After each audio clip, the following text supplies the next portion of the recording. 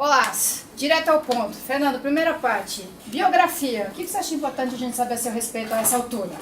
A essa altura do campeonato, que estamos chegando próximo às eleições do Parlamento Italiano, queria contar para você e para o internauta que está nos acompanhando, que eu milito na área de televisão pública aqui no Brasil.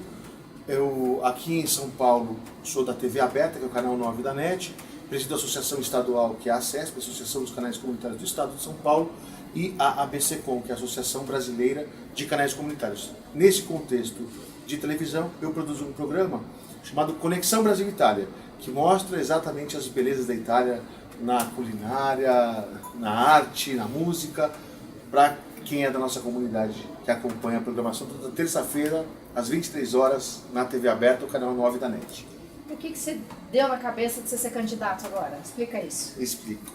Na realidade, Soninha, eu, aqui no Brasil, por conta até das relações que eu tenho com os parlamentos, por conta das TVs comunitárias, eu nunca quis me apresentar como um candidato aqui no Brasil, porque eu acredito que isso pudesse atrapalhar as relações das TVs comunitárias, tendo um candidato aqui no Brasil, seja para deputado estadual, federal ou vereador. Muito bem. Então, eu fechei um pouco esse lado da minha vida, até que, depois que eu tive minha cidadania italiana, eu sempre pensei muito em disputar o parlamento italiano. Mas principalmente quando eu passei a conviver com a Itália. Desde 2010 eu passo um período na Itália, cerca de 3 meses por ano, eu vou para a Itália e eu convivo com a política italiana, e eu comecei a ver que a política italiana é muito fechada, né? E eu comecei a ver, falei, puxa vida, tem tanta coisa que a gente pode melhorar no parlamento italiano, na política italiana, que eu falei, eu vou colocar meu nome à disposição. E aí, quando eu recebi o convite da nossa querida deputada, sua amiga que eu sei, Renata Bueno, para disputar uma cadeira para o Senado pelo parlamento italiano, eu falei, puxa, eu vou aceitar esse convite e vamos em frente para fazer as mudanças modernizantes que a Itália precisa para continuar crescendo. Agora, me explica, como assim disputar uma vaga no parlamento italiano? Ah, bem perguntado. Às vezes as pessoas não entendem isso, né? Mas eu vou dizer o seguinte, seria o equivalente a dizermos que, por exemplo, nos Estados Unidos tem lá 500 mil brasileiros. É como se você desse direito a voto, que eles já têm direito a voto para presidente da República, para deputados e senadores. E que entre aqueles 500 mil brasileiros que estão nos Estados Unidos, eles pudessem eleger um deputado ou um senador. Neste sentido, existe um projeto de emenda constitucional do senador Cristóvão Buarque que vem nesse sentido. E a Itália já tem. Ou seja, a Itália reconhece as suas comunidades no exterior, e no caso aqui da América do Sul, nós temos direito a 2 cadeiras para o Senado e 4 cadeiras para deputados federais. E, portanto, quem elege essas cadeiras são os italianos que moram aqui na América do Sul, ou os ítalo-brasileiros, ou seja, ou ítalo-argentinos, enfim, aqueles que têm a cidadania italiana além da sua cidadania de nascimento. Então, quem tem cidadania italiana no Brasil pode votar para deputado e para senador? Na Itália. Na Itália. Em Roma. A Roma. E como é que funciona isso? Bom, as pessoas, elas recebem uma cédula, votam pelo correio, o consulado manda o endereço, e aí por isso é importante manter sempre o seu cadastro em dia no consulado, porque isso é dos direitos que você tem enquanto cidadão italiano. Não é obrigatório, mas você tem o direito de poder eleger um parlamentar. Bom, recebe pelo correio, e aí quando você recebe pelo correio a cédula, são 2 cédulas separadas, uma de deputado e outra de senador. Primeiro você escolhe o partido, que seria o nosso voto de legenda, e ao lado você tem um tracinho, não é que nem aqui que você tem voto eletrônico, você tem que escrever o nome do seu candidato. Na verdade, 2, uma para... Uma correspondência com 2, a gente chama de esquerdas eleitorais, né, com 2 cédulas. Uma para deputado e uma para senador. Primeira coisa, faz o X... Sobre o partido que você escolhe. No nosso caso é o Civica Popolare, tá, que é uma aliança de vários partidos de centro na Itália. Certo. Ao lado você tem uma linha em que você coloca o nome do seu candidato. Normalmente você vota pelo sobrenome. Então, quem vota na Renata Bueno para deputada, coloca um xizinho sobre o Civica Popolare e escreve Renata Bueno ou escreve somente Bueno. E quem vai votar em Fernando Trezza para o Senado, da mesma maneira. Então, na outra cédula, coloca um X sobre o Civica Popolare e ao lado escreve Trezza, T-R-E-Z-Z-A. Aí se escrever com um Z só? Anula. Se tiver um manchado, anula. Se tiver rasurado, anula. Se não escrever com caneta azul ou caneta preta. anula. Então tem que tomar cuidado para fazer a formalidade, Putz, o ritual do voto. parece bobagem, né? Mas e se eu me enganar ali na hora? Jurar é bom. Não Perdeu, adianta, não adianta. tipo assim, antes de eu começar a preencher, eu vou fazer uma cópia. É bom. Você puder ter a colinha, né, que existem inclusive as colinhas digitais, como tem nas eleições brasileiras, em que a pessoa recebe, né, normalmente no WhatsApp, no Facebook, uma colinha exatamente mostrando aonde colocar o X e como escrever o nome do seu candidato corretamente para não invalidar e não perder seu voto. Dicas de passagem que apenas 1/3 do eleitorado vota nessas eleições. A gente incentiva para que as pessoas possam votar mais. Né? Mas então, recebi, preenchi. E depois? Aí você coloca uma cédula num envelope pequeno para a Câmara, outra cédula no outro envelope pequeno que já vem junto, vem no kit. Aí você vai pegar esses 2 envelopes e vai colocar num envelope maior, né, uma busta, né, um envelope grande. Tudo isso já vem? Já vem e já está pré-pago pelo consulado italiano. Só colocar numa caixinha de correio. O que é a data limite, né? É 20, 21 de fevereiro. Por quê?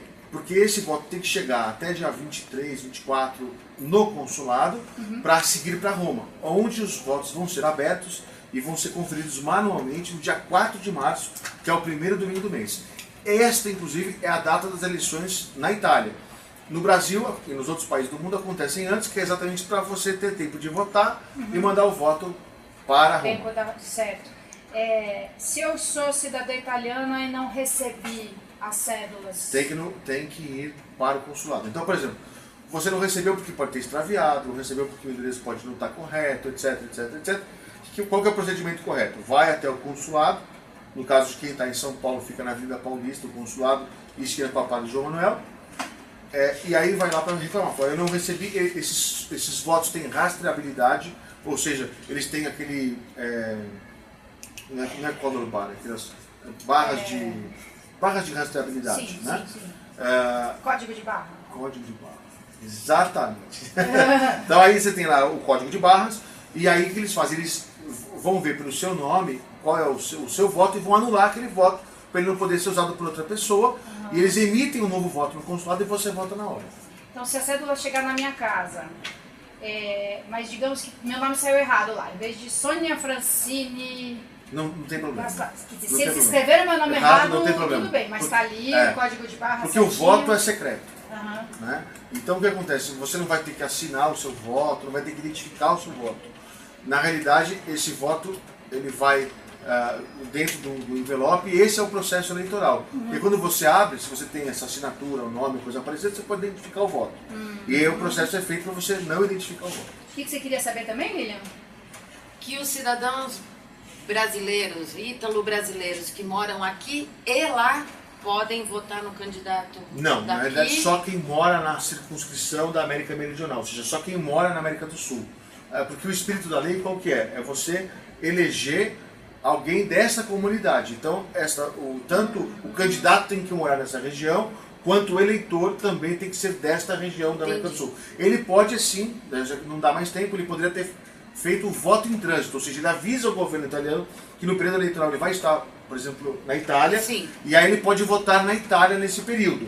Mas esse período já reside... passou porque era para você ter avisado o governo até dezembro do ano passado. Agora, se eu sou cidadã italiana, moro em São Paulo, mas estou em Porto Alegre nesse período, tem como fazer? Não, Está no seu domicílio eleitoral. Mas é que é um período longo. Você imaginar que você vai receber essa correspondência do consulado no dia 14, mais ou menos, 14, 15 começa a receber, e tem até o dia 20, 21 para você postar.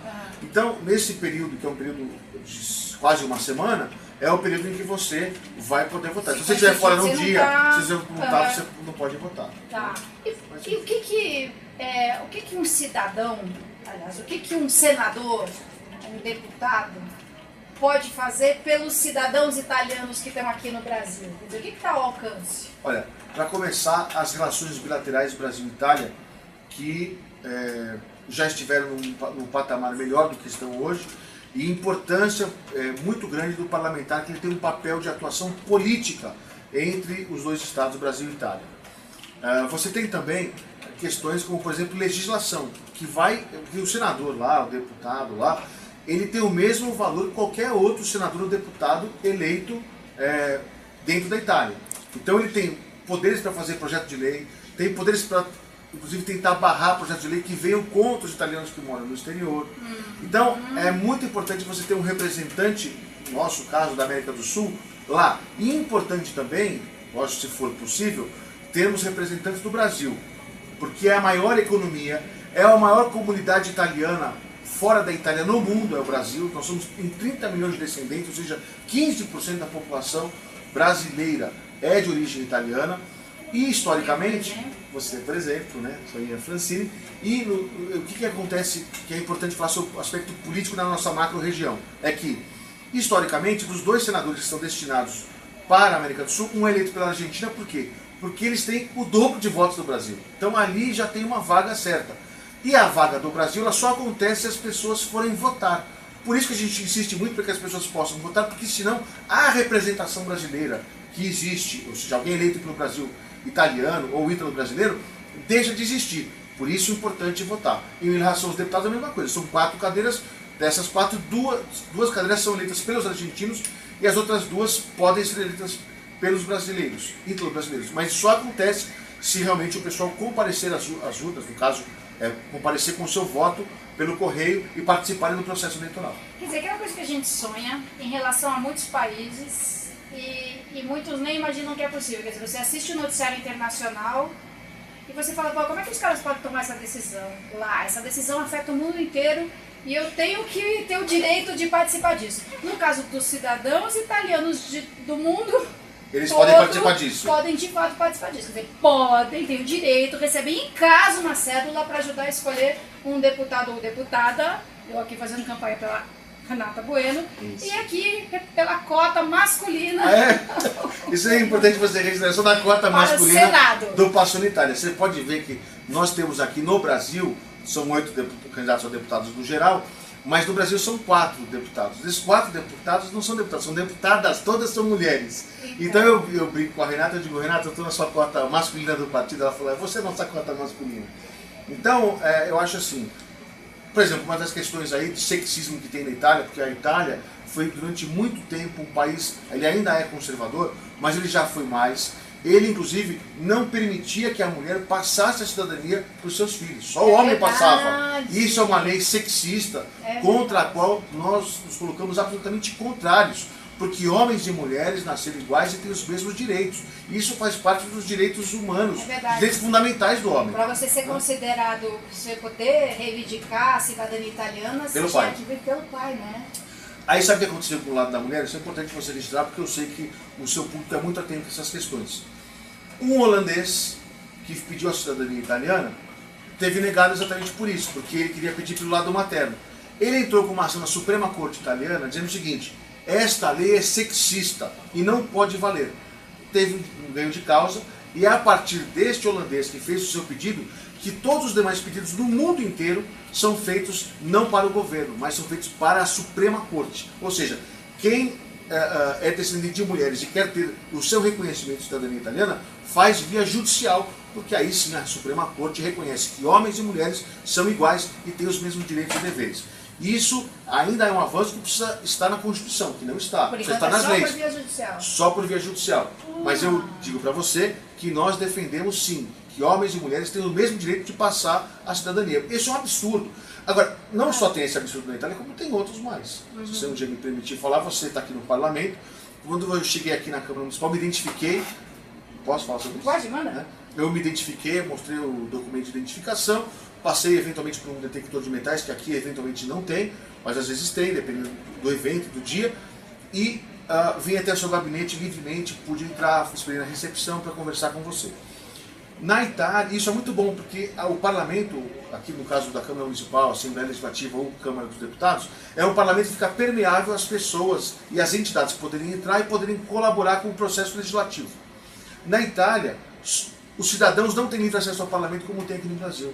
Ou seja, para ele entrar, ele precisa ter um convite de um parlamentar por escrito para determinado dia e determinado horário. Inclusive, se ele não for naquele dia, naquele horário, precisa emitir um novo convite para ele poder participar. E aí quando ele vai... Pessoal intransferível. Pessoal intransferível e mais. Nós estamos usando aqui um celular, nós estamos dentro do parlamento. Na Itália é proibido você usar um celular dentro do parlamento. Os próprios deputados e senadores não podem fazer uma selfie do plenário, não podem fazer uma live. Você sabia disso? Não, nem imagino. Você concorda com isso? Claro que não. Eu também não concordo. Então eu digo o seguinte, nós temos aí propostas reformadoras. Nero botou fogo em Roma, vamos botar fogo naquele parlamento? Modo de dizer. Modo de dizer. O fogo, na realidade, é com as propostas. Agora, tem uma coisa muito boa no parlamento italiano. 40% é formado por jovens com menos de 40 anos. E eu acredito que é apenas uma centelha seja necessária para que a gente possa colocar fogo no bom sentido, para a gente poder... Imagina você pegar um parlamentar e falar assim, o senhor acha que o cidadão deve ter livre acesso ao parlamento ou não? Se ele for muito corajoso, ele fala, eu acho que não tem que entrar. Eu quero ouvir o cara falar. E eu vou colocar o celular para ele falar, fala aqui que o senhor não quer. E eu quero ouvir ele falar isso. Porque ele não vai nem ter como dizer isso. Fala, não, vamos fazer isso, vamos flexibilizar, as pessoas têm direito a entrar, o cidadão italiano pode entrar no parlamento. Essa é uma questão de direitos civis, que eu acredito que seja fundamental. Outra questão é que no século XXI, a Itália, uma grande democracia, na Europa Ocidental, país do G7, não elege o presidente da República. O presidente da República é eleito indiretamente. Isso aí também é um retrocesso que nós temos que combater no parlamento, com novas legislações, com uma nova Constituição. Aliás, você precisa mudar a Constituição, você precisa mudar os artigos da Constituição que dizem respeito ao direito de voto do cidadão. É que eles têm medo de surgir um novo Mussolini, mas, não, porque a liderança, como teve na época do Mussolini, desculpa, a Itália nunca elegeu um presidente da República diretamente, e nem Mussolini foi eleito diretamente. Aqui na época tinha um rei da Itália, ele era primeiro-ministro, não teve voto direto para eleger primeiro-ministro, foi o parlamento que elegeu. Desculpe, então isso é um argumento falacioso. Da mesma maneira, quando dizem que não, a gente não pode deixar as pessoas entrarem livremente no parlamento por conta da questão de segurança. Eu pergunto para você, no prédio do lado, que é o Museu Vaticano, que é muito mais importante do seu ponto de vista histórico, de obras, etc, etc, etc. Quer dizer, as pessoas não pedem passaporte, RG, documento, elas passam por uma segurança para saber se você não está armado, se você não está com uma bomba. Não está armado, não está com uma bomba, pode usar seu celular, pode fazer selfie, pode mandar mensagem, o que é honesto, digno, correto, ético, justo. E nós queremos levar essa ética, essa correção, essa questão ética para o parlamento italiano. Muito bom, imagina o cara blogando, postando. Você precisa mudar para lá, para ser senador, ou tem um equilíbrio? Sim, 3 semanas lá e uma aqui. 3 semanas em Roma e uma semana na base, no Chile, na América do Sul. E aí você vem prestar contas, né? Prestar contas do mandato, prestar contas das atividades, em sendo eleito, que eu preciso, precisa chegar lá, né? Então precisa do seu voto, né? Precisamos do voto do eleitor para a gente poder chegar lá com essas propostas, para poder chegar lá mostrando o serviço para as propostas que a gente se dispõe a fazer. Por exemplo, a relação das filas, né? Todo mundo fala das filas do consulado que viram a esquina, isso é uma vergonha. Se você imaginar que no país do lado, que é a Argentina, o governo é o mesmo, o ministro de Relações Exteriores é o mesmo, o orçamento é o mesmo, tudo é o mesmo. Só que lá a fila para ter cidadania é 2 anos, aqui são 15. Lá para você fazer o passaporte, você vai, pede para você fazer a agenda para fazer o passaporte e faz o passaporte. Aqui tem o Prenota Online, que é um sistema online para você se inscrever, que é mais fácil você ganhar na loteria do que ganhar no Prenota Online. Então as pessoas não conseguem os serviços consulares. Eu digo que esse enfrentamento é muito mais do que uma questão econômica, é um pano de fundo político. Você sabe que na época da Segunda Guerra Mundial, o Brasil ficou do lado dos aliados e tal, e os italianos, os alemães tiveram que mudar. Então o clube que era o Palestra Itália, você torce para o Palestra Itália? Palestra Itália, sim, então, o Palestra Itália teve que mudar de nome para Palmeiras. O Germânia teve que mudar de nome para Pinheiros, que é o Clube Pinheiros hoje de São Paulo. Então, e isso teve uma sequela política que nunca conseguiu ser consertada. E não foi consertada porque não tem primeiro-ministro que dure no poder, ou o presidente da República que tenha legitimidade para poder debater de igual para igual com o Brasil. Então nós defendemos legitimidade do presidente da República. No caso do francês, você tem um presidente da República eleito pelo povo e você tem um primeiro-ministro eleito pelo parlamento. Eu acho que esse é uma questão que pode ser feita porque se você perguntasse para o povo, o senhor quer votar? Ele falasse, eu não quero votar. Aí todo mundo precisa votar, não precisa mudar a Constituição, não precisa de nada. Agora, se você pergunta para 50 italianos, o senhor quer votar? 48 falam, quero votar, eu pergunto para você que é uma legisladora. A lei foi feita para o povo ou o povo foi feito para a lei? A lei deveria ser feita para o povo, para atender às necessidades, os anseios do povo. Então, vamos mudar a lei. Então agora, como é que você faz para mudar a lei? Você tem que ter coragem para falar, vamos mudar a lei. E infelizmente a gente não tem pessoas que têm essa disponibilidade. E eu me disponho a mudar a lei para que o cidadão possa votar para presidente direta e livremente, para que o acesso ao parlamento seja garantido, para que as filas dos consulados não sejam enfrentadas apenas com alguns euros, mas sejam enfrentadas com uma questão política que tem um pano de fundo, etc, etc, etc. Olha o que a gente está arrumando para eles. Arrumando para a cabeça do parlamento italiano. Obrigada, Fernando. Vou fazer sua campanha. Obrigado, eu agradeço demais, fico muito honrado de ter o apoio de você, que é um símbolo para nós aqui de São Paulo e para o Brasil, em relação à questão dos direitos civis, à questão da igualdade de gênero, à questão do empoderamento da mulher e do meu partido. Se eu não tivesse nenhuma mulher como você, que é arretada para defender a nossa campanha, eu estava perdido. Agora, com você, eu fico muito Pelo honrado. menos uma já tem. E vamos a Roma. Eu tenho você e tem a Renata. Isso. A Renata Bueno também é muito preparada para exercer o cargo de parlamentar na Itália. E vamos estar juntos aí. Renata Bueno para deputada e Trezza para senador. Obrigado, uma Bom alegria. trabalho. Uma honra. Valeu.